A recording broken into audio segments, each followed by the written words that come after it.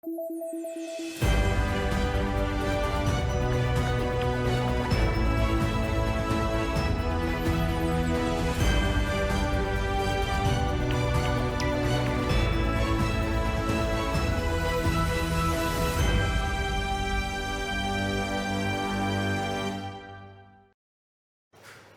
श्री अकाल। मैं हाँ जसबीर ते टीवी पंजाब के प्रोग्राम पंजाब नाउ च तुहाडा स्वागत है। लो जी, प्रधान साहब ने चैलेंज करता है, करके दिखाओ कहते जिदा मैं कहना, पर यह चैलेंज कितना कुछ सार्थक है। अमरिंदर सिंह राजा वड़िंग जिहड़े सुनील जाखड़ होरां नूं चैलेंज कर रहे, तो उधर सुनील जाखड़ होरी यह गल्लां करदे पे कि हुण कांग्रेस ही कांग्रेस नूं डोबेगी, कांग्रेस ही कांग्रेस नूं खत्म करेगी। ਇਹ कहानी जाएगी किहड़े पासे नूं? भारतीय जनता पार्टी बनाम कांग्रेस लड़ाई जिहड़ी है वो बनती जा रही है, और इस लड़ाई दे विचों निकलण पाउण नूं की है, आपां इहदी चर्चा करांगे। चर्चा इस गल दी भी करांगे कि साडा आ रहा आज़ादी दा दिहाड़ा 15 अगस्त नूं।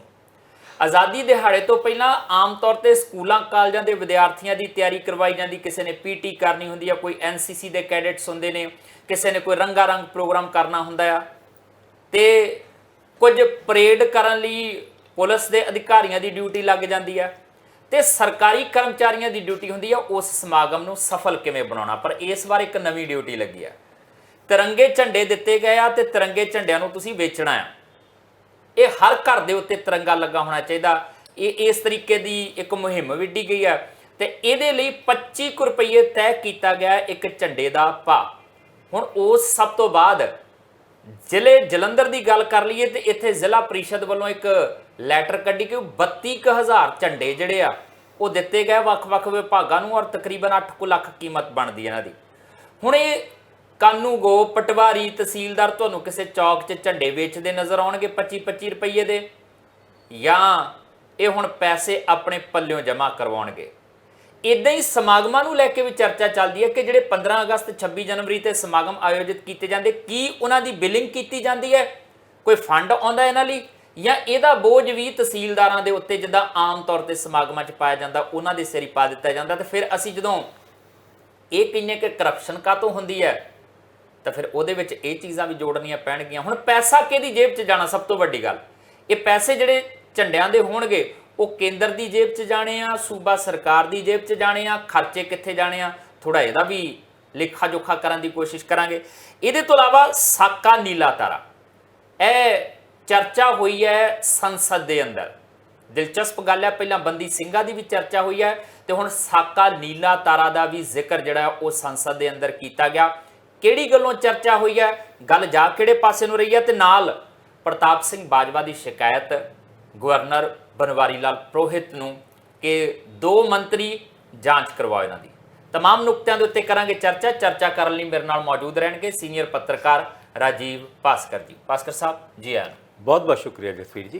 भास्कर साहब शुरू इत्थों ही कर लैंदे आ कि हालात वो ने सप दे मूँह च कोड़ किरली, ना उगली जाए ना निगली जाए। हाँ, और रुरल दी आवाज़ जरूर आ रही है। कहण तो ये कह सकते कि राजा वड़िंग होरी टिच करके नहीं जानते। सिद्धू का नेड़ला भी वो नरेंद्र लाली सी ना, वह पटियाले दे विच ਉਹਨੂੰ भी ਚੱਕ के बाहर मारिया सी, पार्टी चो ਉਹਦਾ अहुदा वापस ले लिया। कहते ਅਸੀਂ नहीं ਤੁਹਾਨੂੰ ਮੰਨਦੇ, ਤੁਸੀਂ ਤਾਂ ਵੱਖਰਾ ਧਰਨਾ ਲਾ ਕੇ ਬਹਿ ਗਏ। इधरले पासे ਜਦੋਂ ਗੱਲ ਆਉਂਦੀ ਹੈ ਚੁਣੇ ਹੋਏ ਨੁਮਾਇੰਦਿਆਂ ਦੇ ਅਹੁਦਿਆਂ ਦੀ, ਉੱਥੇ ਇਹਨਾਂ ਦੀਆਂ ਬਾਹਾਂ ਖੜੀਆਂ ਹੋ ਜਾਂਦੀਆਂ, ਹੱਥ ਖੜੇ ਹੋ ਜਾਂਦੇ। ਉਦੋਂ ਫਿਰ ਕੱਲੀਆਂ ਜ਼ੁਬਾਨੀ ਜਮ੍ਹਾਂ ਖਰਚੀਆਂ ਕਰਨੀਆਂ ਸ਼ੁਰੂ ਕਰ ਦਿੰਦੇ ਕਿ ਭਾਈ ਜੇ ਤੁਹਾਨੂੰ ਲੱਗਦਾ ਆ कि संदीप जाखड़ सुनील जाखड़ के भतीजे तुहाडे नाल नहीं है, वो सुनील जाखड़ नाल आ, कह दो पार्टी चो असीं बाहर कढ़िया। हुण उन्हां नूं तुसीं कहंदे तुसीं छड्डो, तुसीं कहंदे सुनील जाखड़ जी दा अस्तीफा दवा के अपने कोल वापस लियाओ, इत्थे कराओ चोणां अबोहर दे विच, मैं लड़ूंगा इत्थों आण के चोण, ते मैं इत्थे आण के जिहड़ा जित के तुहानूं दिखाऊंगा। जे मैं हार गया तां मनूंगा अबोहर कांग्रेस तो खाली हो गया, नहीं तां फिर अपने भतीजे नूं सांभ लिओ। जिस तरीके नाल राजा वड़िंग उन्हां दी बड़का मारिया उन्होंने, और पहली बार नहीं है जब राजा वड़िंग उन्होंने इदां दी गल कीती है। तुहानूं याद होएगा उस तो पहले परनीत कौर यानी जिहड़ी पटियाले तो MP ने उन्हां दे बारे च भी यही कुछ कहा सीगा कि जे उन्हां नूं मैं कढवा के रहूँगा पार्टी तो। और यह गल कहण तो बाद अज तक परनीत कौर नूं एक शोकाज नोटिस जरूर भेजिया सी पार्टी 7 दिन दा 7 ਦਿਨ ਦੇ ਵਿੱਚ ਜਵਾਬ ਦਿਓ, ਨਹੀਂ ਤੇ ਤੁਹਾਡੇ ਖਿਲਾਫ ਐਕਸ਼ਨ ਲਵਾਂਗੇ। ਉਹ 7 ਦਿਨ ਅੱਜ ਹੁੰਦੇ ਨੇ ਔਰ ਖੁੱਲ੍ਹੇਆਮ ਉਹ ਭਾਜਪਾ ਦੀ ਇੱਕ ਤਰੀਕੇ ਨਾਲ ਕੈਂਪੇਨ ਵੀ ਕਰ ਰਹੀ ਹੈ ਔਰ ਸਾਰਿਆਂ ਨੂੰ ਪਤਾ ਹੈ ਕਿ ਵੀ ਉਹ ਹੁਣ ਕਾਂਗਰਸ ਦੇ ਵਿੱਚ ਨਹੀਂ ਹੈ ਜੀ। ਪਰ ਬਤੌਰ ਐਮਪੀ ਉਹਨਾਂ ਨੂੰ ਕੱਢਣ ਦਾ ਮਤਲਬ ਹੈ ਲੋਕ ਸਭਾ ਦੇ ਵਿੱਚ ਇੱਕ ਹੋਰ ਤੁਹਾਡੀ ਐਮਪੀ ਦੀ ਸੀਟ ਘਟ ਜਾਣਾ। ਘਟਣੀ ਤੇ ਹੈ ਹੀ ਹੈ। ਘਟਣੀ ਇਸ ਕਰਕੇ ਹੈ ਕਿ ਹੁਣ ਭਾਵੇਂ ਉਹ ਖਾਤੇ ਕਾਂਗਰਸ ਦੇ ਵਿੱਚ ਬੋਲਦੇ ਨੇ ਪਰ ਕਾਂਗਰਸ ਦੇ ਝੰਡੇ ਥੱਲੇ ਹੁਣ ਉਹ ਨਜ਼ਰ ਨਹੀਂ ਆਉਂਦੇ। ਪਿਛਲੇ ਦਿਨਾਂ ਦੇ ਵਿੱਚ ਪਾਰਲੀਮੈਂਟ ਵਿੱਚ ਜਿਸ ਤਰੀਕੇ ਨਾਲ ਕਾਂਗਰਸੀ ਤੇ ਆਮ ਆਦਮੀ ਪਾਰਟੀ ਦੇ ਐਮਪੀ ਉਹ ਗਾਂਧੀ ਦੀ ਮੂਰਤੀ ਦੇ ਥੱਲੇ ਬੈਠ ਕੇ ਧਰਨਾ ਪ੍ਰਦਰਸ਼ਨ ਕਰ ਰਹੇ ਸੀ, ਉੱਥੇ ਪ੍ਰਨੀਤ ਕੌਰ ਨਹੀਂ ਸੀ। ਹੁਣ ਇੱਦਾਂ ਦੀ ਗੱਲਾਂ ਦੇ ਵਿੱਚ ਰਾਜਾ ਵੜਿੰਗ ਉਹਨਾਂ ਦੀ ਫੇਰ ਇੱਕ ਭੜਕੀ ਆ ਕਿ ਵੀ ਆ ਸੰਦੀਪ ਜਾਖੜ ਪਹਿਲੀ ਵਾਰ ਨਹੀਂ ਹੈ ਵੀ ਸੰਦੀਪ ਜਾਖੜ ਉਹਨਾਂ ਨੂੰ ਉਹ 2 ਤੋਂ ਵੱਧ ਵਾਰ ਇੱਦਾਂ ਦੀ ਟਵੀਟ ਹੋ ਕੇ ਕੁਝ ਗੱਲਾਂ ਕਹਿ ਚੁੱਕੇ ਨੇ। ਇੱਥੇ ਤੱਕ ਵੀ ਕਹਿ ਚੁੱਕੇ ਨੇ ਪੈਂਟ ਥੱਲੇ ਨਿੱਕਰ ਦਾ ਮਤਲਬ ਆਰਐਸਐਸ ਦੇ ਨਾਲ ਹੁੰਦਾ, ਬੀਜੇਪੀ ਦੇ ਨਾਲ ਹੁੰਦਾ। ਇਹ ਗੱਲਾਂ ਦਾ ਜ਼ਿਕਰ ਉਹ ਬਹੁਤ ਵਾਰ ਕਰ ਚੁੱਕੇ ਨੇ। ਹੁਣ ਇਹਨਾਂ ਹੀ ਗੱਲਾਂ ਦਾ ਜ਼ਿਕਰ ਨਵੇਂ ਤਰੀਕੇ ਨਾਲ ਸ਼ੁਰੂ ਕਰਨ ਦੇ ਵਾਸਤੇ ਔਰ ਖਾਸ ਕਰਕੇ ਜਦ ਸੁਨੀਲ ਜਾਖੜ ਜਿਹੜੇ ਹੁਣ ਭਾਜਪਾ ਦੇ ਸੂਬੇ ਦੇ ਪ੍ਰਧਾਨ ਨੇ ਉਹ ਪਿਛਲੇ ਦਿਨਾਂ ਦੇ ਵਿੱਚ ਕਈ ਕਾਂਗਰਸੀਆਂ ਨੂੰ ਵੀ ਲੈ ਗਿਆ, ਅਸ਼ਵਨੀ ਸ਼ੇਖੜੀ ਤੋਂ ਇਲਾਵਾ 2 ਹੋਰ, ਔਰ ਬਾਰ-ਬਾਰ ਉਹਨਾਂ ਦੇ ਇਹ ਬਿਆਨ ਕਿ ਕਾਂਗਰਸ ਤੇ ਹੁਣ ਆਮ ਆਦਮੀ ਪਾਰਟੀ ਇੱਕੋ ਹੀ ਹੈ, ਇਹ ਸਰਕਾਰੀ ਆਪੋਜੀਸ਼ਨ ਹੈ। ਬਹੁਤ ਸਾਰੀ ਟਿਚਰਾਂ ਕਰਨ ਤੋਂ ਬਾਅਦ ਰਾਜਾ ਵੜਿੰਗ ਉਹਨਾਂ ਜਿਹੜੇ ਕਾਂਗਰਸ ਦੇ ਸੂਬੇ ਦੇ ਪ੍ਰਧਾਨ ਹੈ ਟੱਕਰ ਦੀ ਲੜਾਈ ਲੜਦੇ ਨੇ ਕਿਉਂਕਿ ਸੂਬੇ ਦੇ ਪ੍ਰਧਾਨ ਹੀ ਹੈ ਸੁਨੀਲ ਜਾਖੜ ਨੇ ਤੇ ਸੂਬੇ ਦੇ ਹੀ ਕਾਂਗਰਸ ਦੇ ਪ੍ਰਧਾਨ ਹੁਣ ਹੈਗੇ ਨੇ ਰਾਜਾ ਵੜਿੰਗ ਜੀ। ਉਹਨਾਂ ਨੇ ਕਿਹਾ ਕਿ ਆਪਣੇ ਭਤੀਜੇ ਨੂੰ ਕਹੋ, ਤੁਸੀਂ ਕਹਿੰਦੇ ਹੋ ਨਾ ਅਬੋਹਰ ਕਾਂਗਰਸ ਤੋਂ ਖਾਲੀ ਹੋ ਗਿਆ, ਇੱਕ ਵਾਰ ਅਸਤੀਫਾ ਦੇਣ ਵਾਸਤੇ ਕਹੋ, ਮੈਂ ਲੜੂੰਗਾ ਔਰ ਮੈਂ ਲੜੂੰਗਾ, ਦੇਖਦੇ ਹਾਂ ਕੌਣ ਜਿੱਤਦਾ। ਤੁਸੀਂ ਕਾਂਗਰਸ ਉੱਤੇ ਕਿੰਨੀ ਕੁ ਪਾਣੀ 'ਚ ਹੈ ਤੇ ਬੀਜੇਪੀ ਕਿੰਨੀ ਕੁ ਉੱਤੇ ਹੈ। ਇਹ ਗੱਲ ਤੇ ਉਹਨਾਂ ਨੇ ਕਹਿਤੀ। ਹਾਲਾਂਕਿ ਸੰਦੀਪ ਜਾਖੜ ਉਹਨਾਂ ਨੇ ਵੀ ਇਸ ਗੱਲ ਨੂੰ ਐਕਸੈਪਟ ਕਰ ਲਿਆ। ਜੇ ਇੱਕ ਸਜੈਸ਼ਨ ਹੈਗਾ ਸੰਦੀਪ ਜਾਖੜ ਉਹਨਾਂ ਵਾਸਤੇ, ਉਹ ਵੀ ਇੱਕ ਟਵੀਟ ਜਿਹਾ ਪੈ ਕੇ ਰਾਜਾ ਵੜਿੰਗ ਉਹਨਾਂ ਨੂੰ ਕਹਿ ਦੇਣ ਕਿ ਠੀਕ ਹੈ ਮੈਂ ਵੀ ਰਿਜ਼ਾਈਨ ਕਰਦਾ, ਤੁਸੀਂ ਪਹਿਲੇ ਗਿੱਦੜਬਾਹਾ ਕੌਂਸਟੀਚੁਐਂਸੀ ਤੋਂ ਰਿਜ਼ਾਈਨ ਕਰੋ ਜੀ, ਉਸ ਤੋਂ 15 ਮਿੰਟ ਬਾਅਦ ਮੈਂ ਰਿਜ਼ਾਈਨ ਕਰ ਦੂੰਗਾ ਅਬੋਹਰ ਤੋਂ, ਫਿਰ ਆਪਾਂ ਲੜ ਲਈਏ।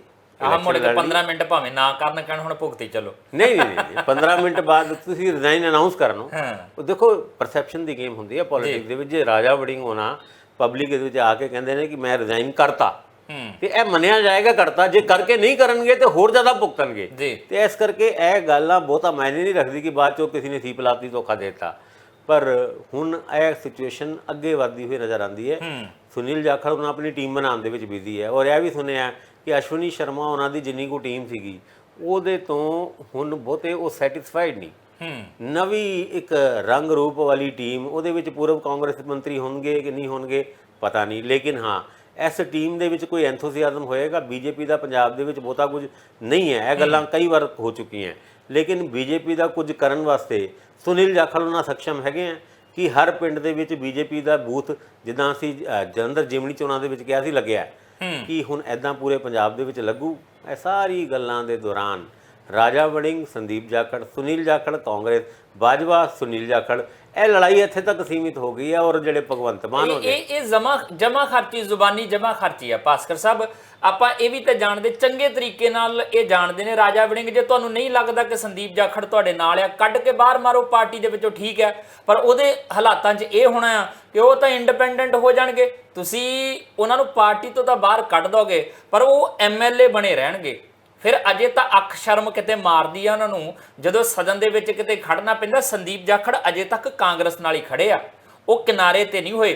ਚਾਹੇ ਉਹ ਬਾਹਰ ਨਿਕਲਣਾ, ਆ ਪਿਛਲਾ ਜਿਹੜਾ 2 ਦਿਨ ਦਾ ਇਜਲਾਸ ਸੀ ਸਪੈਸ਼ਲ, ਉਹਦੇ ਵਿੱਚ ਸੰਦੀਪ ਜਾਖੜ ਦੀ ਕਾਂਗਰਸ ਦੇ ਨਾਲ ਹੀ ਰਹੀ ਮੂਵਮੈਂਟ ਜਿੱਦਾਂ ਵੀ ਸੀਗੀ, ਤੇ ਕੱਢ ਦੋਗੇ ਤੇ ਅਗਲਾ ਐਮਐਲਏ ਬਣਿਆ ਰਹੂਗਾ, ਤੁਹਾਡੇ ਪੱਲੇ ਕੱਖ ਬਚਣਾ ਨਹੀਂ ਆ, ਤੇ ਫਿਰ ਕਰੋਗੇ ਕਿ ਇਸ ਕਰਕੇ ਸਿਰਫ ਜ਼ੁਬਾਨੀ ਕਲਾਮੀ ਲੜਾਈਆਂ ਲੜੀਆਂ ਜਾ ਰਹੀਆਂ ਨੇ, ਹਕੀਕਤ ਦੇ ਵਿੱਚ ਕੁਝ ਨਹੀਂ ਕੀਤਾ ਜਾ ਰਿਹਾ। ਬਿਲਕੁਲ ਤੁਸੀਂ ਠੀਕ ਕਹਿ ਰਹੇ ਹੋ। ਜੇ ਰਾਜਾ ਵੜਿੰਗ ਉਹਨਾਂ ਦੇ ਅੰਦਰ ਇੰਨਾ ਹੀ ਗੁੱਸਾ ਹੈਗਾ ਸੰਦੀਪ ਜਾਖੜ ਨੂੰ ਲੈ ਕੇ, ਸੁਨੀਲ ਜਾਖੜ ਨੂੰ ਲੈ ਕੇ, ਤੇ ਕਹਿ ਦੇਣ ਨਾ ਪ੍ਰਧਾਨ ਆਪਣੇ ਜਿਹੜੇ ਹਾਈ ਕਮਾਨ ਨੇ ਉਹਨਾਂ ਨੂੰ ਕਹਿਣ ਕਿ ਵੀ ਆਹ ਜਿਹੜਾ ਸੰਦੀਪ ਜਾਖੜ ਨੂੰ ਸ਼ਾਮ ਤੱਕ ਕੱਢ ਦੋ, ਕੋਈ ਗੱਲ ਨਹੀਂ, ਉਹਦੀ ਮੈਂਬਰਸ਼ਿਪ ਹੀ ਰਹੇਗੀ ਨਾ। ਹੁਣ ਐਵੇਂ ਮੱਲੋ ਮੱਲੀ ਸਾਡੇ ਖਾਤੇ 'ਚ ਬੋਲਦਾ ਹੈ, ਲੇਕਿਨ ਅਗਰ ਸਾਡੇ ਨਾਲ ਨਹੀਂ ਹੈ ਤੇ ਉਹਨੂੰ ਜਿੱਥੇ ਹੋਣਾ ਚਾਹੀਦਾ ਉੱਥੇ ਜਾਏ ਜੀ। ਕੀ ਫਰਕ ਹੈ? ਇਹ ਵੀ ਤਾਂ ਕਰਨ ਦੀ ਹਿੰਮਤ ਨਹੀਂ ਹੈ। ਇਹ ਰਾਜਾ ਵੜਿੰਗ ਉਹਨਾਂ ਦੀ ਪ੍ਰੋਬਲਮ ਹੀ ਨਹੀਂ ਹੈ, ਇਹ ਸਾਰੀ ਪੋਲੀਟੀਕਲ ਪਾਰਟੀਆਂ ਦੀ ਇਦਾਂ ਦੀ ਪ੍ਰੋਬਲਮ ਵੱਖ-ਵੱਖ ਸਮੇਂ ਤੇ ਆਪਾਂ ਦੇਖੀ ਹੈ।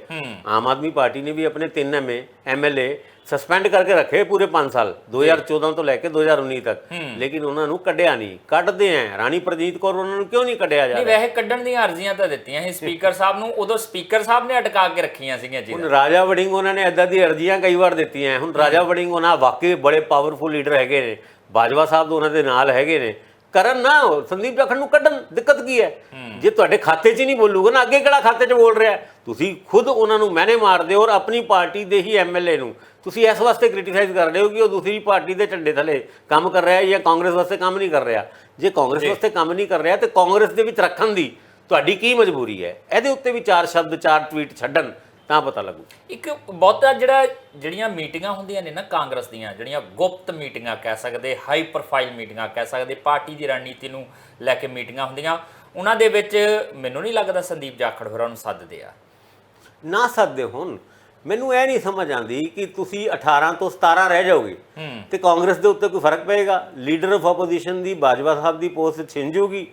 ਹੁਣ ਛਿਨਣ ਦੀ ਗੱਲ ਤੇ ਤਾਂ ਹੋ ਰਹੀ ਹੈ ਜੇ ਤੁਸੀਂ ਰਲ ਕੇ ਇਲੈਕਸ਼ਨ ਲੜਦੇ ਹੋ ਆਪ ਦੇ ਨਾਲ, ਲੇਕਿਨ ਸੰਦੀਪ ਜਾਖੜ ਉਹਨਾਂ ਨੂੰ ਕੱਢਣ ਤੋਂ ਬਾਅਦ ਸੰਦੀਪ ਜਾਖੜ ਉਹਨਾਂ ਨੂੰ ਬੇਸ਼ੱਕ ਇੱਕ ਐਮਐਲਏਸ਼ਿਪ ਦਾ ਫਾਇਦਾ ਹੋ ਸਕਦਾ ਹੈ, ਲੇਕਿਨ ਕਾਂਗਰਸ ਨੂੰ ਕੀ ਘਾਟਾ ਹੋਏਗਾ? ਕਿ 18ਵੇਂ ਦੀ ਗਿਣਤੀ ਬਹੁਤ ਜ਼ਰੂਰੀ ਹੈ। ਭਾਸਕਰ ਸਾਹਿਬ ਘਾਟਾ ਹੀ ਹੈ, ਭਾਜਪਾ ਦੇ ਖਾਤੇ 'ਚ 3 ਬੋਲਣ ਲੱਗ ਪੈਣੇ ਆ ਜੇ ਇਧਰਲੇ ਪਾਸੋਂ ਨਿਕਲਦੇ ਨੇ।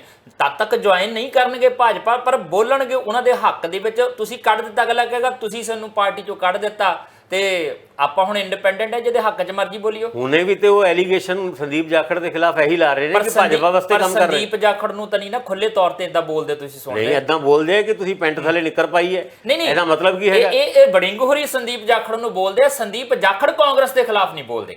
ਦੇਖੋ ਨਹੀਂ ਬੋਲਦੇ, ਪਰ ਜਦ ਤੁਸੀਂ ਪ੍ਰਧਾਨ ਹੋਣ ਦੇ ਨਾਤੇ ਇਦਾਂ ਦੇ ਤਾਨੇ ਮਾਰਦੇ ਹੋ ਜੀ ਤੇ ਤੁਹਾਡੇ ਕੋਲ ਪਾਵਰ ਹੈਗੀ ਹੈ, ਕੱਢ ਦੋ ਬਈ। ਅਗਲੇ ਨੂੰ ਤੁਸੀਂ ਐਲੀਗੇਸ਼ਨ ਲਾ ਕੇ ਮਾਰਨਾ ਹੈ ਕਿ ਉਦਾਂ ਤੁਸੀਂ ਉਹਨੂੰ ਖੁੱਲਾ ਛੱਡੋ ਜੀ। ਜੋ ਸੰਦੀਪ ਜਾਖੜ ਉਹਨਾਂ ਕਰਨਾ ਚਾਹੁੰਦੇ ਨੇ ਕਰਨ ਦੋ, ਤੁਸੀਂ ਉਹਨੂੰ ਕਰਨ ਨਹੀਂ ਦੇਣਾ, ਮੈਨੇ ਮਾਰਨੇ ਨੇ, ਨਾ ਪਾਰਟੀ ਤੋਂ ਕੱਢਣਾ ਹੈ।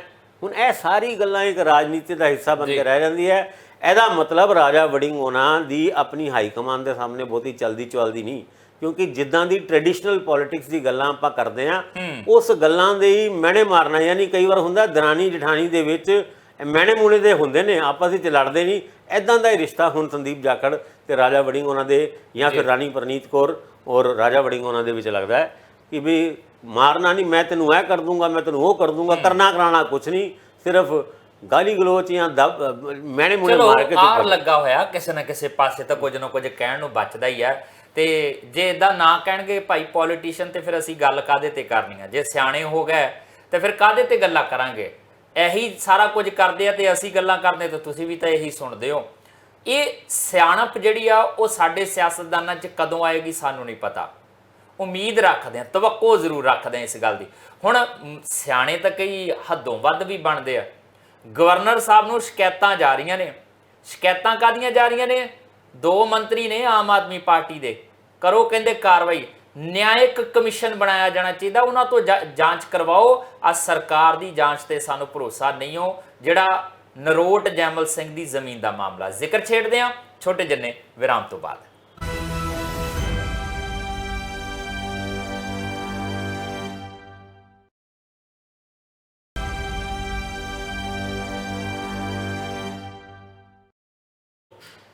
ਬ੍ਰੇਕ ਤੋਂ ਬਾਅਦ ਤੁਹਾਡਾ ਸਵਾਗਤ ਹੈ। ਪ੍ਰਤਾਪ ਸਿੰਘ ਬਾਜਵਾ ਵਿਰੋਧੀ ਧਿਰ ਦੇ ਨੇਤਾ, ਉਹਨਾਂ ਨੇ ਗਵਰਨਰ ਸਾਹਿਬ ਨੂੰ ਸ਼ਿਕਾਇਤ ਕੀਤੀ ਹੈ ਕਿ 92 ਏਕੜ ਜ਼ਮੀਨ ਵਾਲੇ ਮਾਮਲੇ 'ਚ ਕੱਲਾ ਕੁਲਦੀਪ ਸਿੰਘ ਦੇ ਉੱਤੇ ਹੀ ਤੋੜਾ ਝਾੜਿਆ ਜਾ ਰਿਹਾ, ਕੁਝ ਅਫਸਰਾਂ ਦੇ ਉੱਤੇ ਹੋਰ ਕਾਰਵਾਈ ਕੀਤੀ ਜਾ ਰਹੀ ਹੈ। ਜਿਨ੍ਹਾਂ ਨੇ ਕੁਲਦੀਪ ਸਿੰਘ ਦੀ ਸਿਫਾਰਿਸ਼ ਕੀਤੀ, ਜਿਨ੍ਹਾਂ ਨੇ ਕੀਤਾ ਕਰਵਾਇਆ, ਉਹਨਾਂ ਦੀ ਭੂਮਿਕਾ ਦੀ ਤਾਂ ਜਾਂਚ ਹੀ ਨਹੀਂ ਹੋ ਰਹੀ।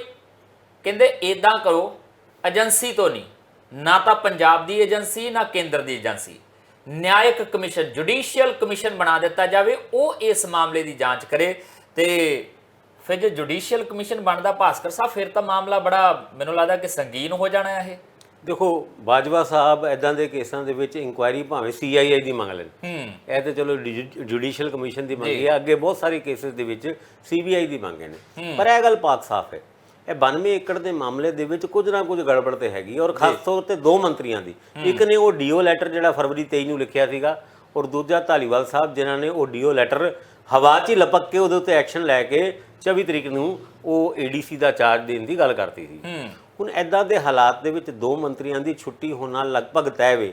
ਇਹ ਗੱਲਾਂ ਵੀ ਮੀਡੀਆ ਦੇ ਵਿੱਚ ਚੱਲ ਰਹੀ ਹੈ ਜੀ। ਹੁਣ ਉਹ ਛੁੱਟੀ ਹੋਣੀ ਹੈ, ਕਦੋਂ ਹੋਣੀ ਹੈ? ਕੋਈ ਕਹਿੰਦਾ ਅੱਜ ਹੋਣੀ ਹੈ, ਕੋਈ ਕਹਿੰਦਾ 2-4 ਦਿਨਾਂ ਦੇ ਵਿੱਚ ਇਸ ਮੁੱਦੇ ਤੇ ਫੈਸਲਾ ਹੋਏਗਾ। ਇਹ ਵੀ ਗੱਲਾਂ ਚੱਲ ਰਹੀ ਹੈ ਕਿ 2 ਨਹੀਂ 3 ਮੰਤਰੀ ਹੋ ਸਕਦੇ ਨੇ। ਮਹਿਲਾ ਮੰਤਰੀ ਦੇ ਖਿਲਾਫ ਵੀ ਹੁਣ ਦਿੱਲੀ ਤੋਂ ਸਹਿਮਤੀ ਲੈ ਲਈ ਗਈ ਹੈ, ਉਹ ਐਕਸ਼ਨ ਕਦੋਂ ਤੇ ਕਿੱਦਾਂ ਲੈਣਾ ਹੈ, ਉਹਨਾਂ ਦੀ ਬਦਲ ਕਿਹੜੇ ਮੰਤਰੀ ਹੋਣਗੇ, ਇਹਦੇ ਉੱਤੇ ਵੀ ਚਰਚਾ ਅੱਗੇ ਵੱਧ ਰਹੀ ਹੈ। ਔਰ ਇਹਦੇ ਵਿੱਚ ਬਾਜਵਾ ਸਾਹਿਬ ਨੇ ਜੁਡੀਸ਼ੀਅਲ ਕਮਿਸ਼ਨ ਦੀ ਮੰਗ ਮੰਨ ਲਈ।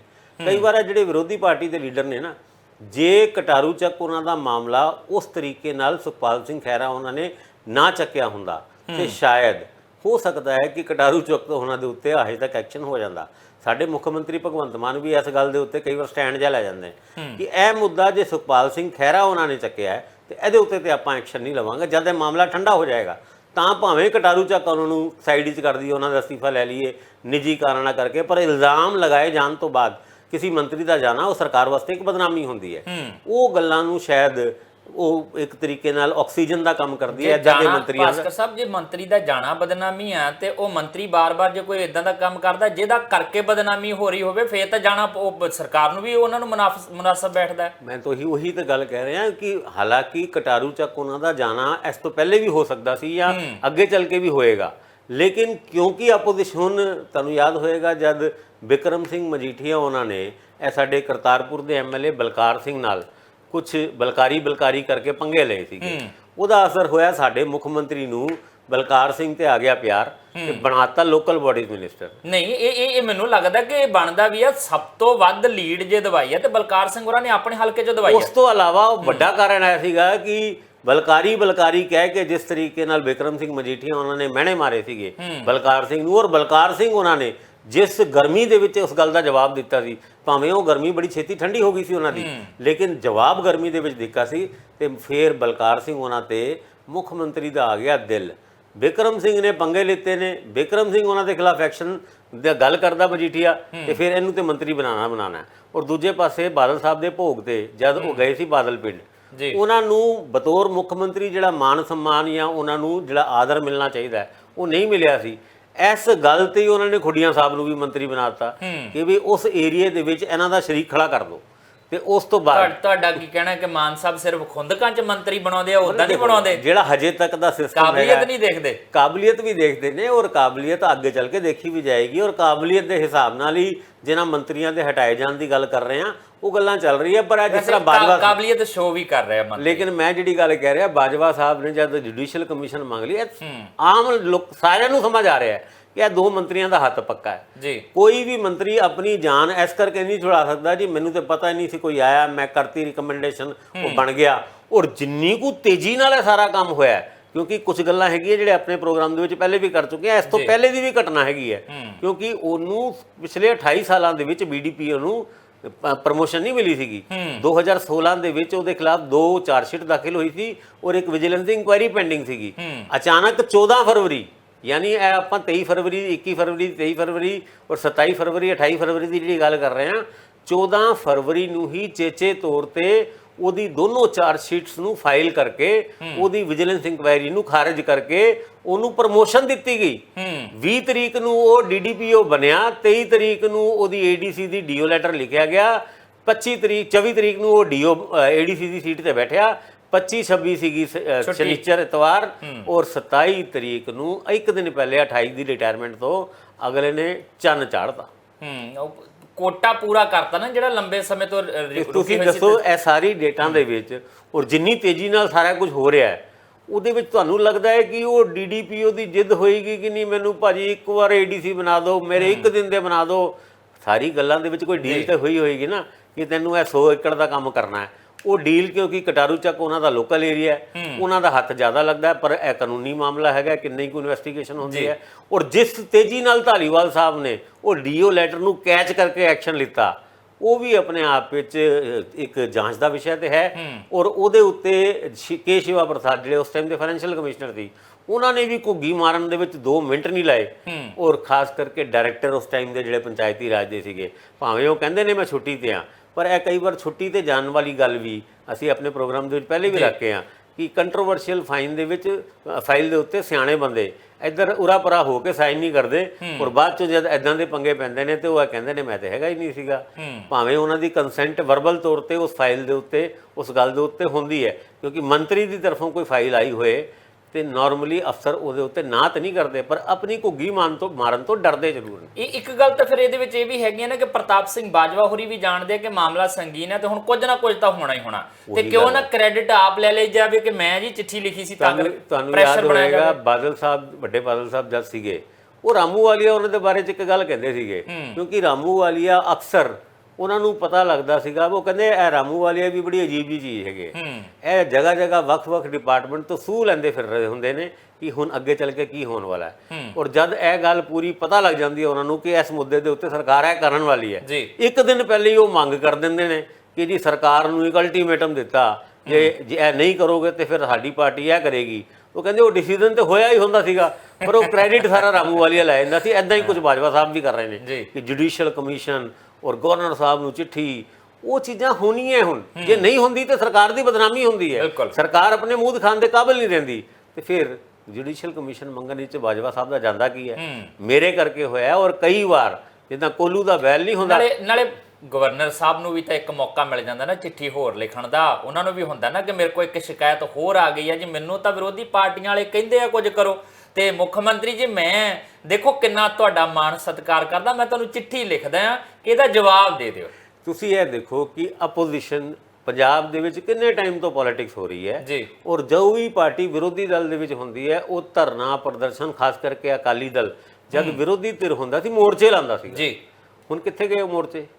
ਕਿਉਂਕਿ ਮੋਰਚੇ ਲਾਉਣ ਤੋਂ ਡਰ ਲੱਗਦਾ ਹੈ। ਕਾਰਨ ਡਰ ਇਸ ਕਰਕੇ ਲੱਗਦਾ ਜੇ ਮੋਰਚਿਆਂ ਨੂੰ ਸਮਰਥਨ ਨਾ ਮਿਲਿਆ ਤੇ ਪੋਲੀਟੀਕਲ ਤੌਰ ਤੇ ਆਪਾਂ ਹੋਰ ਪਿਛਾਂ ਹੋ ਜਾਾਂਗੇ, ਤੇ ਇਸ ਕਰਕੇ ਕਿਸੇ ਵੀ ਪੋਲੀਟੀਕਲ ਪਾਰਟੀ ਨੂੰ ਵਿਰੋਧ ਦੀ ਰਾਜਨੀਤੀ ਹੁਣ ਸੜਕਾਂ ਤੇ ਕਰਨ ਦਾ ਕੋਈ ਮਜ਼ਾ ਨਹੀਂ ਆ ਰਿਹਾ। ਫੇਲ ਹੋਣ ਦਾ ਡਰ ਵੀ ਭਾਸਕਰ ਸਾਹਿਬ ਇਸ ਕਰਕੇ ਆ ਕਿਉਂਕਿ ਲੋਕ ਸਿਆਣੇ ਹੋ ਗਏ, ਪੋਲੀਟੀਕਲ ਪਾਰਟੀਆਂ ਨੂੰ ਵੀ ਪਤਾ ਲੱਗ ਗਿਆ ਕਿ ਹੁਣ ਪਹਿਲੇ ਵਾਲਾ ਦੌਰ ਨਹੀਂ ਆ, ਹੁਣ ਲੋਕ ਵੀ ਦੇਖਦੇ ਆ ਕਿ ਤੁਸੀਂ ਕੀ ਕਰ ਰਹੇ ਹੋ, ਕਿਹੜੇ ਮੁੱਦੇ ਤੇ ਖੜ ਰਹੇ ਹੋ, ਕਿਹੜੀ ਪਾਰਟੀ ਖੜ ਰਹੀ ਹੈ, ਉਸ ਪਾਰਟੀ ਦਾ ਜਿਹੜਾ ਪਿਛਲੇ ਸਮੇਂ ਦਾ ਰਿਕਾਰਡ ਕੀ ਬੋਲਦਾ, ਕੀ ਕੀਤਾ ਇਹਨਾਂ ਨੇ ਸੱਤਾ ਚਾਣ ਕੇ ਸਾਡੇ ਲਈ, ਲੋਕ ਫਿਰ ਉਸੇ ਤਰੀਕੇ ਨਾਲ ਹੀ ਸਾਥ ਜਿਹੜਾ ਆ ਉਹ ਦਿੰਦੇ ਆ। ਪਰ ਫਿਲਹਾਲ ਮਾਮਲਾ ਹੁਣ ਬਹੁਤ ਗਾਂਹ ਵੱਧਦਾ ਜਾ ਰਿਹਾ, ਇਹ ਵਾਰ-ਵਾਰ ਇਸ ਮੁੱਦੇ ਨੂੰ ਜਿਹੜਾ ਹੰਗਾਲਿਆ ਜਾ ਰਿਹਾ, ਨਿਕਲਦਾ ਕੀ ਹੈ ਦੇਖਦੇ ਆ। ਜ਼ਿਕਰ ਆਪਾਂ ਕਰਨਾ ਆ ਸਾਕਾ ਨੀਲਾ ਤਾਰਾ ਦਾ, ਚਰਚਾ ਹੋਈ ਹੈ ਸੰਸਦ ਦੇ ਵਿੱਚ, ਕਿਉਂ ਜ਼ਿਕਰ ਛੇੜਿਆ ਗਿਆ ਤੇ ਇਹਦੇ ਮਾਇਨੇ ਕੀ ਹੈ, ਗੱਲ ਕਰਦੇ ਆ ਛੋਟੇ ਜਿੰਨੇ ਵਿਰਾਮ ਤੋਂ ਬਾਅਦ।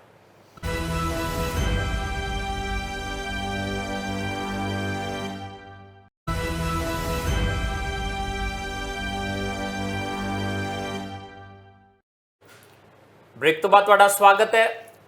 ਜ਼ਿਕਰ ਸਾਕਾ ਨੀਲਾ ਤਾਰਾ ਦਾ 1984 ਜੋ ਕੁਝ ਪੰਜਾਬ ਦੇ ਵਿੱਚ ਵਾਪਰਿਆ ਔਰ ਉਸ ਸਭ ਤੋਂ ਬਾਅਦ ਜੋ ਕੁਝ ਵਾਪਰਿਆ, ਮਤਲਬ ਤੁਸੀਂ ਇਹ ਨਹੀਂ ਕਹਿ ਸਕਦੇ ਕਿ ਕੱਲਾ ਉਹ ਜੂਨ ਮਹੀਨਾ, ਉਹ ਇੱਕ ਹਫ਼ਤਾ ਉਹਦੇ ਵਿੱਚ ਹੀ ਸਾਰੀਆਂ ਘਟਨਾਵਾਂ ਵਾਪਰੀਆਂ ਤੇ ਗੱਲ ਖਤਮ ਹੋ ਗਈ, ਨਹੀਂ।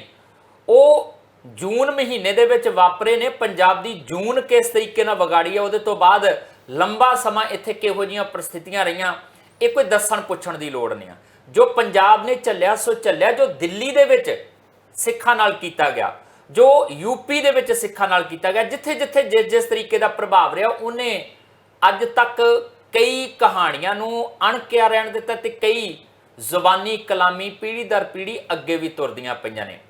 ਤੇ ਉਹ ਸਾਕਾ ਨੀਲਾ ਤਾਰਾ ਦੀ ਚਰਚਾ ਜਿਹੜੀ ਆ ਉਹ ਸੰਸਦ ਦੇ ਵਿੱਚ ਹੋਈ ਆ, ਔਰ ਬੋਲਿਆ ਕੌਣ, ਉਹਦੇ ਬਾਰੇ ਗੱਲ ਕੌਣ ਕਰਦੇ ਪਏ ਆ? ਪ੍ਰਧਾਨ ਮੰਤਰੀ ਨਰਿੰਦਰ ਮੋਦੀ ਹੋਰੀ। ਭਾਸਕਰ ਸਾਹਿਬ, ਪ੍ਰਧਾਨ ਮੰਤਰੀ ਹੋਰਾਂ ਦੀ ਟਿੱਪਣੀ ਸਾਕਾ ਨੀਲਾ ਤਾਰਾ ਦੇ ਉੱਤੇ ਜਿਸ ਤਰੀਕੇ ਨਾਲ ਗੱਲ ਨਿਕਲ ਕੇ ਆ ਰਹੀ ਹੈ, ਮੈਨੂੰ ਲੱਗਦਾ ਕਿ ਮਾਇਨੇ ਰੱਖਦੀ ਹੈ। ਕੀ ਕਹਿ ਰਹੇ ਆ ਤੇ ਉਹਦਾ ਮਾਇਨਾ ਕੀ ਨਿਕਲਦਾ, ਇਹ ਗੱਲ ਕਿਹੜੇ ਪਾਸੇ ਜਾ ਰਹੀ ਹੈ, ਇੱਕ ਵਾਰ ਇਹ ਜ਼ਰੂਰ ਦੱਸ ਦਿਓ।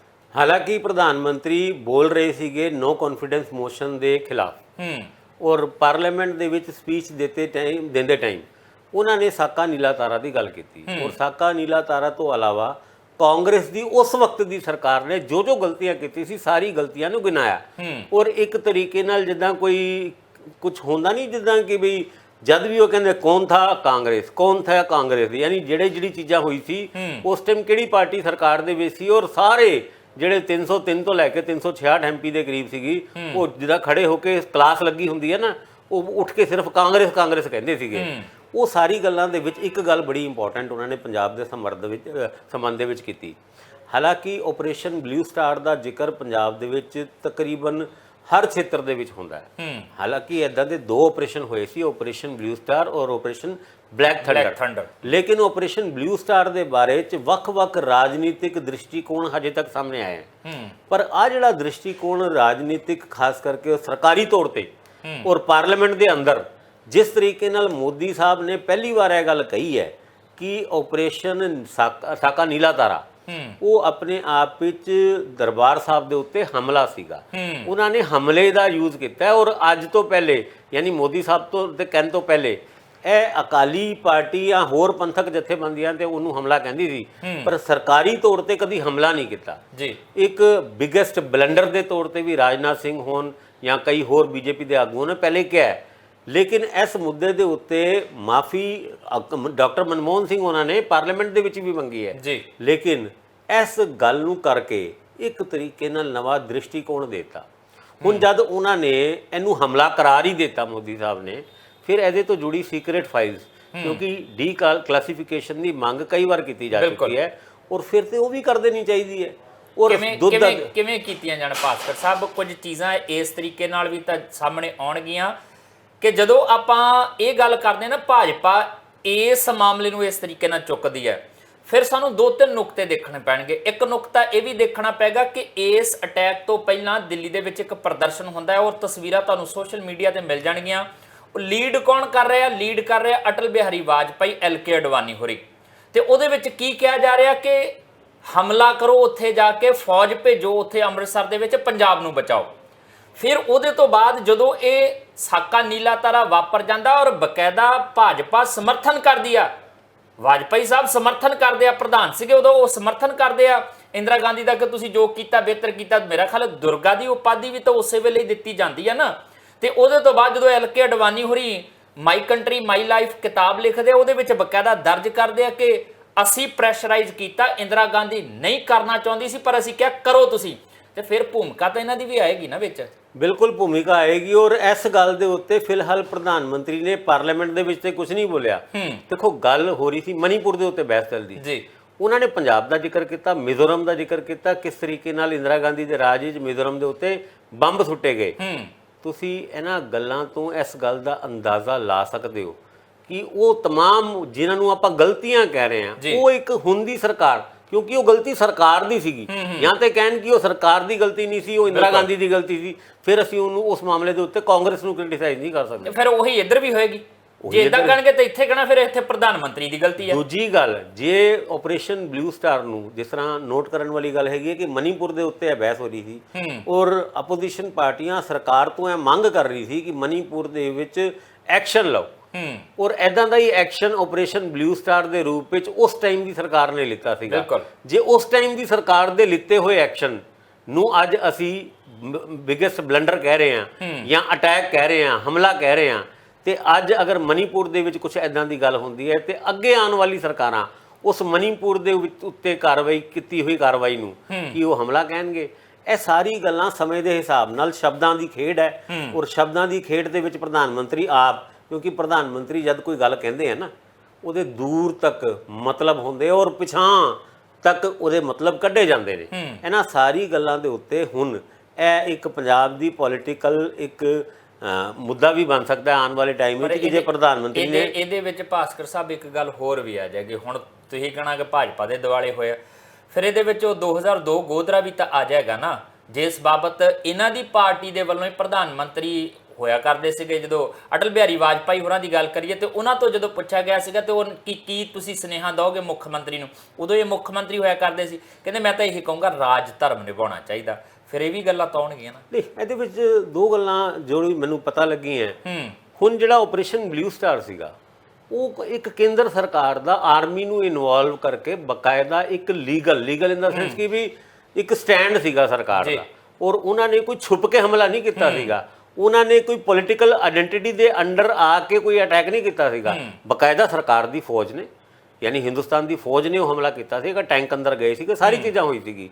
ਗੋਧਰਾ ਦੀ ਜਦ ਅਸੀਂ ਗੱਲ ਕਰਦੇ ਹਾਂ ਉਹ ਇੱਕ ਐਂਟੀ ਮੁਸਲਿਮ ਰਾਇਟ ਕਹਿ ਲਓ ਜਾਂ ਐਂਟੀ ਮੁਸਲਿਮ ਅਟੈਕ ਕਹਿ ਲਓ। ਇੱਥੇ ਵੀ ਤਾਂ ਜਿਹੜਾ ਜੋ ਕੁਝ ਵਾਪਰਦਾ ਉਸ ਘਟਨਾਕ੍ਰਮ ਤੋਂ ਬਾਅਦ ਜੋ ਇੰਦਰਾ ਗਾਂਧੀ ਨਾਲ ਹੁੰਦਾ ਉਹਦੇ ਤੋਂ ਬਾਅਦ ਉਹੀ ਇੱਕ ਖਾਸ ਆਇਡੈਂਟੀਟੀ ਨੂੰ ਪਛਾਣ ਕੇ ਜਿਸ ਤਰੀਕੇ ਨਾਲ ਪੂਰੇ ਮੁਲਕ 'ਚ ਅੱਗਾਂ ਲਾਈਆਂ ਜਾਂਦੀਆਂ, ਗਲ 'ਚ ਟਾਇਰ ਪਾਏ ਜਾਂਦੇ, ਗੱਲ ਤਾਂ ਫਿਰ ਇੱਥੋਂ ਉਧਰਲੇ ਪਾਸੇ ਨੂੰ ਤੁਰਦੀ ਹੈ। ਦੇਖੋ ਫਿਰ ਦੁਬਾਰਾ ਮੈਂ ਕਹਿ ਰਿਹਾ ਦੋਨੋਂ ਗੱਲਾਂ ਸਿਮਿਲਰ ਹੋ ਸਕਦੀ ਹੈ। ਇੱਕ ਪਾਰਟਿਕੂਲਰ ਜਿਹੜੀ ਕਮਿਊਨਿਟੀ ਹੈ ਜਾਂ ਇੱਕ ਰਿਲੀਜੀਅਸ ਦੇ ਲੋਕ ਹੈ ਉਹਨਾਂ ਦੇ ਉੱਤੇ ਅਟੈਕ ਹੁੰਦੇ ਨੇ, ਪਰ ਜਿਹੜਾ ਗੋਦਰਾ ਵਾਲਾ ਸੀਗਾ ਉਹ ਇੱਕ ਪੋਲੀਟੀਕਲ ਪਾਰਟੀ ਤੇ ਇਲਜ਼ਾਮ ਲੱਗਦਾ ਹੈ ਔਰ ਉਸ ਵਕਤ ਦੀ ਗੁਜਰਾਤ ਦੀ ਸਰਕਾਰ ਉਹਦੇ ਉੱਤੇ ਕੁਝ ਨਾ ਕਰਨ ਦਾ ਇਲਜ਼ਾਮ ਲੱਗਦਾ, ਉਹਦੇ ਉੱਤੇ ਐਕਸ਼ਨ ਨਾ ਲੈਣ ਦਾ ਇਲਜ਼ਾਮ ਲੱਗਦਾ ਹੈ। ਇੱਥੇ ਇਸ ਪਾਸੇ ਜਿਹੜਾ ਆਪਰੇਸ਼ਨ ਬਲੂ ਸਟਾਰ ਹੈ ਉਹਦੇ ਵਿੱਚ ਸਰਕਾਰ ਨੂੰ ਐਕਸ਼ਨ ਲੈਣ ਵਾਸਤੇ ਉਹਨੂੰ ਰਿਸਪੌਂਸਿਬਲ ਠਹਿਰਾਇਆ ਜਾਂਦਾ ਹੈ। ਦੋਨਾਂ ਦੇ ਵਿੱਚ ਫਰਕ ਹੈਗਾ, ਪਰ ਹਾਂ ਇਹ ਗੱਲ ਹੁਣ ਨਿਕਲੀ ਹੈ ਤੇ ਇਹ ਹੁਣ ਜਾਇਆ ਨਹੀਂ ਜਾਏਗੀ, ਇਹ ਗੱਲ ਅੱਗੇ ਤੱਕ ਜਾਏਗੀ। ਤੁਸੀਂ ਕਾਂਗਰਸ ਨੂੰ ਐਮਬੈਰਸ ਕਰਨ ਵਾਸਤੇ ਇਹ ਗੱਲਾਂ ਕੀਤੀਆਂ, ਕਾਂਗਰਸ ਨੂੰ ਇਹਨਾਂ ਗਲਤੀਆਂ ਦਾ ਭੁਗਤਣਾ ਵੀ ਪਿਆ ਬਿਲਕੁਲ। ਔਰ 1984 ਦੇ ਦੰਗੇ ਨੂੰ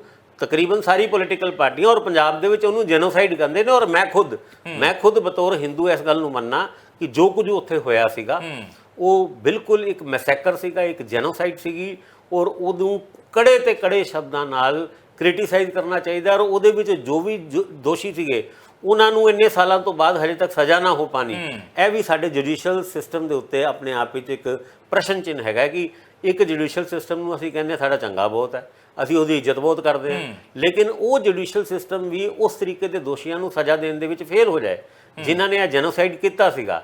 ਉਹ ਕਿੰਨੀ ਮੰਦਭਾਗੀ ਗੱਲ ਹੈ। ਔਰ ਉਹਨਾਂ ਪਰਿਵਾਰਾਂ ਨੂੰ ਪੁੱਛੋ ਜਿਹੜੇ ਪਰਿਵਾਰ 1984 ਦੇ ਦੰਗੇ ਨਹੀਂ ਕਵਾਂਗੇ ਜੈਨੋਸਾਈਡ ਦੇ ਵਿੱਚ ਬਰਬਾਦ ਹੋ ਗਏ ਸੀਗੇ, ਜੈਨੋਸਾਈਡ ਦੇ ਵਿੱਚ ਰੁਲ ਗਏ ਸੀਗੇ, ਉਹਨਾਂ ਨੇ ਆਪਣੇ ਮੇਲ ਮੈਂਬਰ ਫੈਮਿਲੀ ਦੇ ਸਾਰੇ ਗਵਾਤੇ ਸੀਗੇ, ਕਦੀ ਪੁੱਛ ਕੇ ਦੇਖੋ ਉਹਨਾਂ ਦਾ ਹਾਲ।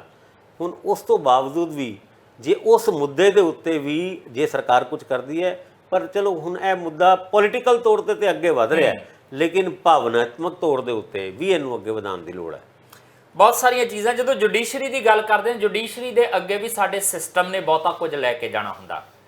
ਅਦਾਲਤ ਦੇ ਅੱਗੇ ਜਾਂਚ ਟੀਮਾਂ ਨੇ ਕੁਝ ਤੱਥ ਰੱਖਣੇ ਹੁੰਦੇ ਆ ਤੇ ਉਹਦੇ ਆਧਾਰ ਤੇ ਅਦਾਲਤਾਂ ਨੇ ਵੀ ਫੈਸਲੇ ਸੁਣਾਉਣੇ ਹੁੰਦੇ। ਸਾਡਾ ਸਿਸਟਮ ਜਦੋਂ ਅਦਾਲਤ ਦੇ ਸਾਹਮਣੇ ਪਹਿਲੂ ਹੀ ਇਦਾਂ ਦੇ ਰੱਖ ਦਿੰਦਾ ਆ, ਤੱਥ ਸਬੂਤ ਹੀ ਇਦਾਂ ਦੇ ਰੱਖ ਦਿੰਦਾ ਜਿਹਦਾ ਕਰਕੇ ਉਹ ਕੁਝ ਸਾਬਤ ਹੀ ਨਾ ਹੋ ਰਿਹਾ ਹੋਵੇ ਤੇ ਫਿਰ ਅਦਾਲਤ ਵੀ ਕੀ ਕਰ ਸਕਦੀ, ਪਰੇ ਹੋ ਕੇ ਨਿਯਮਾਂ ਤੋਂ ਕਾਨੂੰਨਾਂ ਤੋਂ ਤੇ ਉਹ ਕੋਈ ਫੈਸਲਾ ਸੁਣਾ ਨਹੀਂ ਸਕਦੀ। ਪਰ ਫਿਰ ਵੀ ਇਹ ਲਗਭਗ 4 ਦਹਾਕੇ ਦੇ ਸਮੇਂ ਦੇ ਬਾਅਦ ਵੀ ਅਜੇ ਤੱਕ ਲੋਕ ਉਡੀਕ ਕਰ ਰਹੇ ਕਿ ਸਾਨੂੰ ਇਹਦੇ ਵਿੱਚ ਇਨਸਾਫ ਮਿਲ ਜਾਏਗਾ। ਨਹੀਂ ਮਿਲਿਆ, ਇਹ ਤਰਾਸਦੀ ਆਪਣੇ ਆਪ ਦੇ ਵਿੱਚ ਹੈਗੀ। ਮੁੱਦਾ ਹੁਣ ਜਾਂਦਾ ਕਿਹੜੇ ਪਾਸੇ ਨੂੰ ਇਹ ਵੀ ਦੇਖਣਾ ਆ। ਚਰਚਾ ਨੂੰ ਜਾਰੀ ਰੱਖਾਂਗੇ ਛੋਟੇ ਜਿਹੇ ਵਿਰਾਮ ਤੋਂ ਬਾਅਦ।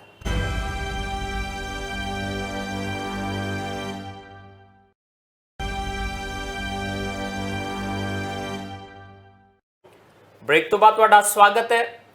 ਹੁਣ ਗੱਲ ਕਰਦੇ ਹਾਂ ਆਜ਼ਾਦੀ ਦਿਵਸ ਦੀ, ਆਜ਼ਾਦੀ ਦਾ ਅੰਮ੍ਰਿਤ ਮਹੋਤਸਵ।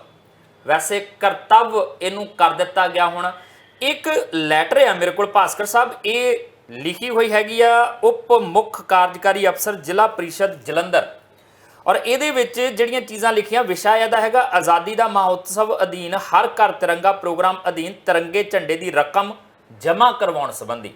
ਉਹ ਕਹਿੰਦੇ ਜੀ 2 ਤਰ੍ਹਾਂ ਦੇ ਝੰਡੇ ਆ, ਇੱਕ ਛੋਟਾ ਝੰਡਾ ਉਹਦੀ ਕੀਮਤ ਹੈਗੀ ਆ 18 ਰੁਪਏ, ਇੱਕ ਵੱਡਾ ਆ ਉਹਦੀ ਹੈਗੀ ਆ 25 ਰੁਪਏ ਕੀਮਤ। ਤੇ 25 ਰੁਪਏ ਕੀਮਤ ਵਾਲੇ ਲਗਭਗ ਜਿਹੜਾ ਉਹ 32000 ਝੰਡੇ ਇੱਥੇ ਜਲੰਧਰ ਦੇ ਵਿੱਚ ਉਹਨਾਂ ਨੇ ਵੱਖ-ਵੱਖ ਵਿਭਾਗਾਂ ਨੂੰ ਦਿੱਤੇ ਆ। ਅਕਾਊਂਟ ਨੰਬਰ ਦਿੱਤੇ ਹੋਇਆ ਕਿ ਜਿੰਨੇ ਤੁਹਾਨੂੰ ਝੰਡੇ ਦਿੱਤੇ ਉਹਨਾਂ ਦੀ ਰਕਮ ਜਿਹੜੀ ਬਣਦੀ ਆ 25 ਰੁਪਏ ਦੇ ਹਿਸਾਬ ਨਾਲ ਤੂੰ ਇਸ ਅਕਾਊਂਟ ਦੇ ਵਿੱਚ ਤੁਸੀਂ ਜਮ੍ਹਾਂ ਕਰਵਾ ਦਿਓ।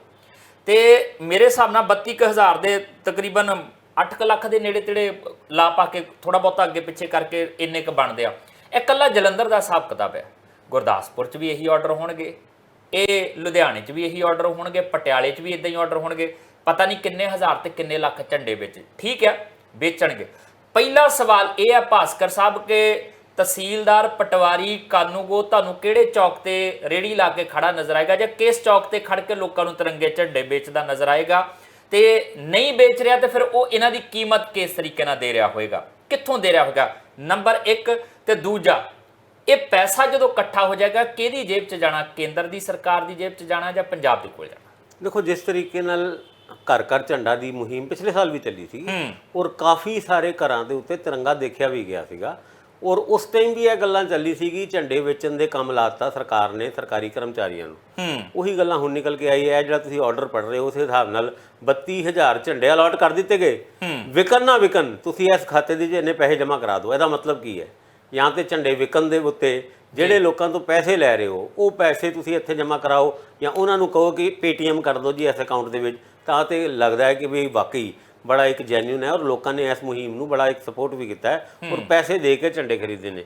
ਪਿਛਲੇ ਦਿਨਾਂ ਦੇ ਵਿੱਚ ਜਾਂ ਪਿਛਲੇ ਸਾਲ ਇਸ ਤਰੀਕੇ ਦੀ ਮੁਹਿੰਮ ਦੇ ਵਿੱਚ ਹਾਈਵੇ ਦੇ ਵਿੱਚ ਜਗ੍ਹਾ ਜਗ੍ਹਾ ਝੰਡੇ ਐਦਾਂ ਹੀ ਪਏ ਹੋਏ ਸੀਗੇ, ਔਰ ਉਹ ਝੰਡੇ ਸਰਕਾਰੀ ਸੀਗੇ।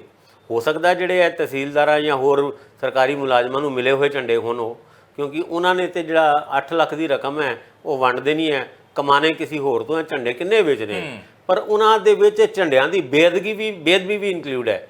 ਔਰ ਜਿਸ ਤਰੀਕੇ ਨਾਲ ਲਵਾਰਿਸ ਝੰਡੇ ਹਾਈਵੇ ਦੇ ਉੱਤੇ ਆ ਜਿੱਥੇ ਰੱਖੇ ਹੋਏ ਨੇ, ਔਰ ਪਿਛਲੇ ਸਾਲ ਤਸਵੀਰਾਂ ਵੀ ਛਪੀ ਹੋਈ ਸੀ ਜੀ ਕਿ ਇਹਦੇ ਰਾਹੀਂ ਤੁਸੀਂ ਠੀਕ ਹੈ ਕੈਂਪੇਨ ਅੱਛਾ ਹੈ, ਔਰ ਸਾਡੇ ਵਰਗੇ ਲੋਕਾਂ ਨੇ ਤੇ ਬੜੇ ਉਤਸ਼ਾਹ ਨਾਲ ਆਪਣੇ ਘਰਾਂ ਦੇ ਉੱਤੇ ਝੰਡੇ ਲਾਏ ਵੀ ਸੀ, ਭਾਵੇਂ ਖਰੀਦ ਕੇ ਹੀ ਲਾਏ ਸੀਗੇ। ਲੇਕਿਨ ਆ ਜਿਹੜੇ ਝੰਡਾਂ ਦੀ ਜਾਂ ਦੇਸ਼ ਭਗਤੀ ਦੀ ਵਿਕਵਾਈ ਹੈ ਨਾ, ਵਿਕਵਾਲੀ ਹੈ, ਉਹਨੂੰ ਰੋਕਣਾ ਚਾਹੀਦਾ ਹੈ। ਝੰਡਿਆਂ ਦੇ ਰਾਹੀਂ ਚਲੋ ਸਕੂਲ ਟਾਈਮ ਦੇ ਵਿੱਚ ਰੁਪਈਏ ਦਾ ਝੰਡਾ ਆਉਂਦਾ ਸੀਗਾ, 98 ਦਾ ਝੰਡਾ ਆਉਂਦਾ ਸੀਗਾ, ਉਹ ਤੁਹਾਡੀ ਕਮੀਜ਼ ਦੇ ਉੱਤੇ ਲਾ ਜਾਂਦੇ ਸੀਗੇ। ਉਹ ਆਰਮੀ ਦੇ ਵੀ ਔਰ ਐਨਐਸਐਸ ਦੇ ਵੀ ਝੰਡਾ ਉਹ ਫਲੈਗ ਡੇ ਹੁੰਦਾ ਸੀ, ਫਲੈਗ ਡੇ ਹੁੰਦਾ ਸੀਗਾ। ਔਰ ਉਹਦੇ ਲਈ ਤੈਅ ਹੁੰਦੀਆਂ ਸੀ ਚੀਜ਼ਾਂ ਭਾਸਕਰ ਸਾਹਿਬ, ਕਿ ਉਹ ਕਿਉਂਕਿ ਐਨਸੀਸੀ ਦੇ ਵਿੱਚ ਥੋੜਾ ਸਮਾਂ ਮੈਂ ਲਾਇਆ, ਉਹ ਕੀ ਸਾਲ 'ਚ ਇੱਕ ਵਾਰ ਆਉਂਦਾ ਸੀ ਫਲੈਗ ਡੇ, ਉਹ ਝੰਡਾ ਤੁਹਾਨੂੰ ਦਿੱਤਾ ਜਾਂਦਾ ਸੀ, ਉਹਦੀ ਤੈਅ ਕੀਮਤ ਹੁੰਦੀ ਸੀ ਔਰ ਇਹ ਫਿਕਸ ਹੁੰਦਾ ਸੀ। ਉਹ ਪੈਸਾ ਕਿੱਥੇ ਜਾਣਾ? ਜਿਹੜੇ ਜੰਗ ਦੇ ਵਿੱਚ ਸ਼ਹੀਦ ਹੋਇਆ, ਜਿਹੜੇ ਉਹਨਾਂ ਦੀਆਂ ਵਿਧਵਾਵਾਂ ਹੈਗੀਆਂ, ਉਹਨਾਂ ਦੇ ਮਾਪੇ ਹੈਗੇ, ਉਸ ਫੰਡ ਦੇ ਵਿੱਚ ਜਾਂਦਾ ਸੀ ਉਹ ਪੈਸਾ। ਉਹ 10 ਪੈਸੇ ਤੋਂ ਲੈ ਕੇ 1 ਰੁਪਏ ਤੱਕ ਦਾ ਉਹ ਝੰਡਾ ਹੁੰਦਾ ਸੀਗਾ, ਉਹਦੇ ਵਿੱਚ ਕੋਈ ਨਹੀਂ ਸੀ। ਲੇਕਿਨ ਇਹਦੇ ਵਿੱਚ ਤੁਸੀਂ ਸਰਕਾਰੀ ਮੁਲਾਜ਼ਮਾਂ ਨੂੰ, ਉਹੀ ਗੱਲ ਹੋ ਗਈ ਨਾ, ਤਹਿਸੀਲਦਾਰਾਂ ਨੂੰ ਮੁੱਖ ਮੰਤਰੀ ਦਾ ਕੋਈ ਦਾਨ ਦੇਣ ਦਾ ਫੰਕਸ਼ਨ ਹੋਏ ਇੱਥੇ, ਹੁਣ ਉਹ ਜਿਹੜੇ ਦਾਨ ਦੇ ਵਿੱਚ ਦਿੱਤੀ ਜਾਣ ਵਾਲੀ ਚੀਜ਼ਾਂ ਉਹ ਹੁਣ ਤਹਿਸੀਲਦਾਰਾਂ ਦੇ ਖਾਤੇ ਪਾ ਦਿਓ ਤੁਸੀਂ, ਔਰ ਬਾਅਦ ਚੋਂ ਕੋਈ ਤਹਿਸੀਲਦਾਰ ਨੂੰ ਕੁਸਕਣ ਨਹੀਂ ਦੇਣਾ। ਔਰ ਇਹ ਬੇਈਮਾਨ ਤਹਿਸੀਲਦਾਰ 48 ਬੰਦਿਆਂ ਦੀ ਲਿਸਟ, ਐਕਸ਼ਨ ਲਵਾਂਗੇ, ਉਹ ਕਰਾਂਗੇ। ਆ ਸਾਰੀ ਗੱਲਾਂ ਜਾ ਕਿਸ ਪਾਸੇ ਹੀ ਹੈ? ਜਦ 0% ਕਰਪਸ਼ਨ ਦੀ ਤੁਸੀਂ ਗੱਲ ਕਰਦੇ ਹੋ, 0% ਟੋਲਰੈਂਸ ਅਗੇਂਸਟ ਕਰਪਸ਼ਨ ਦੀ ਗੱਲ ਕਰਦੇ ਹੋ, ਉਹਦੇ ਵਿੱਚ ਆ ਝੰਡੇ ਵੇਚਣ ਤੇ ਕਿਉਂ ਲਾਤੇ? ਝੰਡਿਆਂ ਦੀ ਵੀ ਬੇਅਦਗੀ ਔਰ ਨਾਲ ਇੱਕ ਕਰਪਸ਼ਨ ਨੂੰ ਇੱਕ ਹੋਰ ਤੁਸੀਂ ਪੈਦਾ ਕਰ ਰਹੇ ਹੋ।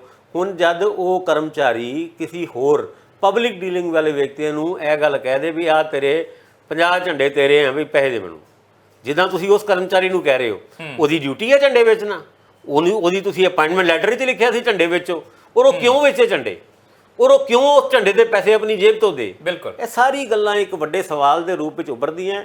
ਆਜ਼ਾਦੀ ਦਾ ਅੰਮ੍ਰਿਤ ਕਾਲ ਮਨਾ ਰਹੇ ਹੋ ਔਰ ਝੰਡੇ ਲੋਕਾਂ ਦੇ ਘਰਾਂ ਦੇ ਵਿੱਚ ਸਰਕਾਰਾਂ ਫ੍ਰੀ ਸਪਲਾਈ ਕਰਨ, ਬਲਕਿ ਉਹ ਲਾ ਕੇ ਵੀ ਜਾਣ, ਔਰ ਇਸ ਤਰੀਕੇ ਨਾਲ ਲਾ ਕੇ ਜਾਣ ਔਰ ਵਿਦ ਕੰਸੈਂਟ ਕਿ ਜੀ ਤੁਹਾਡੇ ਘਰ ਝੰਡਾ ਲਾ ਦਈਏ, ਤੁਹਾਨੂੰ ਕੋਈ ਦਿੱਕਤ ਨਹੀਂ। ਸਾਡੀ ਕਲੋਨੀ ਦੇ ਵੀ ਪਿਛਲੀ ਵਾਰ ਐਦਾਂ ਹੀ ਹੋਇਆ, ਭਾਵੇਂ ਉਹ ਸਰਕਾਰੀ ਬੰਦੇ ਨਹੀਂ ਸੀ ਪਰ ਆਰਐਸਐਸ ਦੇ ਬੰਦੇ ਹੀ ਸੀਗੇ, ਪਰ ਉਹਨਾਂ ਨੇ ਹਰ ਘਰ ਦੇ ਵਿੱਚ ਝੰਡਾ ਲਾਇਆ ਔਰ ਨਾ ਕੋਈ ਪੈਸਾ ਲਿੱਤਾ ਨਾ ਕੋਈ ਗੱਲ ਕੀਤੀ। ਇਹ ਤੇ ਗੱਲ ਠੀਕ ਵੀ ਹੋਈ ਨਾ, ਤੁਸੀਂ ਕਿਸੇ ਦੇ ਨਾਲ ਜ਼ਬਰਦਸਤੀ ਵਸੂਲੀ ਕਰੋ। ਭਾਸਕਰ ਸਾਹਿਬ ਮੈਨੂੰ ਲੱਗਦਾ 25 ਰੁਪਏ ਵੀ ਖਰਚਣੇ, ਇਹ ਵੀ ਕੋਈ ਨਹੀਂ ਆ, ਮੁਲਕ ਦੇ ਨਾਲ ਮੁਹੱਬਤ ਹੈਗੀ, ਪਿਆਰ ਹੈਗਾ, ਤੁਸੀਂ ਖਰਚ ਵੀ ਲਓ। ਇਹ ਵੀ ਹੋ ਸਕਦਾ ਕਿ ਤੁਸੀਂ ਇਹ ਕਹਿ ਆ ਗਿਆ ਸਾਡੇ ਕੋਲ ਝੰਡੇ, ਹੁਣ ਵੇਚਣ ਵਾਲਾ ਟਾਈਮ ਤਾਂ ਪਹਿਲਾਂ ਹੀ ਨਹੀਂ ਹੁੰਦਾ ਇਹਨਾਂ ਕਰਮਚਾਰੀਆਂ ਕੋਲ। ਸਾਨੂੰ ਵੀ ਪਤਾ ਕਿੰਨੇ ਕੁ ਪਟਵਾਰੀ ਆ ਤੇ ਪਟਵਾਰੀਆਂ ਦੀ ਕਮੀ ਕਿੰਨੀ ਆ। ਤੁਸੀਂ ਉਹ ਬਿਲਕੁਲ ਫਿਰ ਪਿੰਡਾਂ 'ਚ ਵੰਡ ਦੇਣਗੇ, ਉਹ ਕਹਿਣਗੇ ਲਾ ਦਿਓ ਕਰੋ ਕਰੇ। ਇਹ ਸਾਰੀ ਗੱਲ ਹੀ ਉੱਥੋਂ ਸ਼ੁਰੂ ਹੋ ਰਹੀ ਹੈ। ਜਿੱਦਾਂ ਝੰਡਿਆਂ ਦੀ ਬੇਅਦਬੀ ਦੀ ਗੱਲ ਕਰ ਰਹੇ ਹਾਂ ਕਿ ਤੁਸੀਂ ਮੁਲਾਜ਼ਮ ਹੋ, ਤੁਹਾਡੀ ਤਨਖਾਹ 50,000 ਹੈ, ਤੁਹਾਨੂੰ ਕਹਿੰਦਾ 10,000 ਦੇ ਝੰਡੇ ਖਰੀਦੋ, ਇਹ ਕੋਈ ਗੱਲ ਹੋਈ? ਅੱਗੇ ਵੇਚੋ, ਨਹੀਂ ਵਿਕਦੇ ਤਾਂ ਉਹਨਾਂ ਨੂੰ ਨਹੀਂ ਪਰਵਾਹ। ਜੇ ਹੋਏ ਨਾ ਕਿ ਵੀ ਸਾਰਿਆਂ ਨੂੰ ਫ੍ਰੀ ਦੇ ਦਿਓ ਖੰਡੇ, ਚਲੋ ਇੱਥੇ ਤੱਕ ਤੇ ਸੀਮਿਤ ਹੈ ਕਿ ਦੇਸ਼ ਪ੍ਰੇਮੀ ਦੇ ਵਿੱਚ ਸਰਕਾਰੀ ਕਰਮਚਾਰੀਆਂ ਦਾ ਉਸ ਝੰਡੇ ਦੀ ਵੰਡ ਵਾਸਤੇ ਉਹ ਵੰਡ ਠੀਕ ਤਰੀਕੇ ਨਾਲ ਹੋਏ, ਐਦੂ ਤੁਸੀਂ ਇਨਸ਼ੋਰ ਕਰ ਰਹੇ ਹੋ, ਸਮਝ ਆਉਂਦਾ ਹੈ। ਇਹ ਕੀ ਮਤਲਬ ਹੋਇਆ ਕਿ ਇਹਦੇ ਪੈਸੇ ਜਮ੍ਹਾਂ ਕਰਾਓ, ਵਿਕਣ ਨਾ ਵਿਕਣ।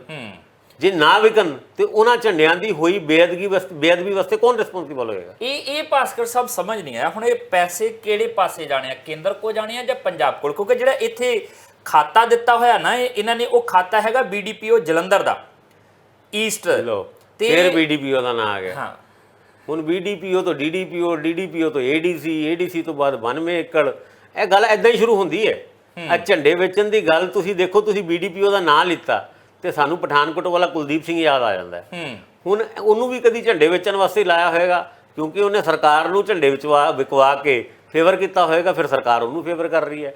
ਤੇ ਇਹ ਚੀਜ਼ਾਂ ਜਦ ਤੱਕ ਖਤਮ ਨਹੀਂ ਹੋਣਗੀਆਂ, ਜਿਹਦਾ ਜੋ ਕੰਮ ਹੈ ਉਹਨੂੰ ਉਸ ਪਾਸੇ ਲਾਓ।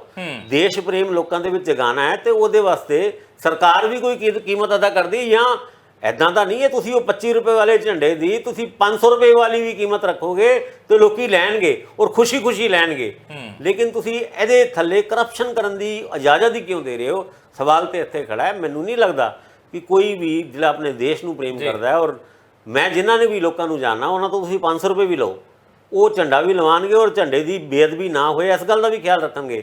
ਜੇ ਉਸ ਝੰਡੇ ਦੇ ਉੱਤੇ ਲਾਈਟ ਲਾਉਣ ਦਾ ਵੀ ਇੱਕ ਪ੍ਰੋਵੀਜ਼ਨ ਫਲੈਗ ਐਕਟ ਦੇ ਵਿੱਚ ਹੈਗਾ, ਉਸ ਲਾਈਟ ਦੇ ਵੀ ਤੁਸੀਂ 500 ਰੁਪਏ ਲੈ ਲਓਗੇ ਤਾਂ ਉਹ ਵੀ ਦੇਣ ਨੂੰ ਤਿਆਰ ਹੋ ਜਾਣਗੇ, ਬਸ਼ਰਤੇ ਉਹਦੀ ਇੰਸਟਾਲੇਸ਼ਨ ਝੰਡੇ ਦੀ ਕਿਸੇ ਵੀ ਤਰੀਕੇ ਨਾਲ ਬੇਅਦਬੀ ਨਾਲ ਸੰਬੰਧਿਤ ਨਾ ਹੋਏ। ਪਰ ਗੱਲ ਤੇ ਸਾਰੀ ਹੈ ਇੱਜ਼ਤ ਦੀ, ਦੇਸ਼ ਪ੍ਰੇਮ ਦੀ। ਦੇਸ਼ ਪ੍ਰੇਮ ਨੂੰ ਤੁਸੀਂ 25-25 ਰੁਪਏ ਦੇ ਝੰਡੇ ਦੇ ਥਰੂ ਵੇਚ ਨਹੀਂ ਸਕਦੇ।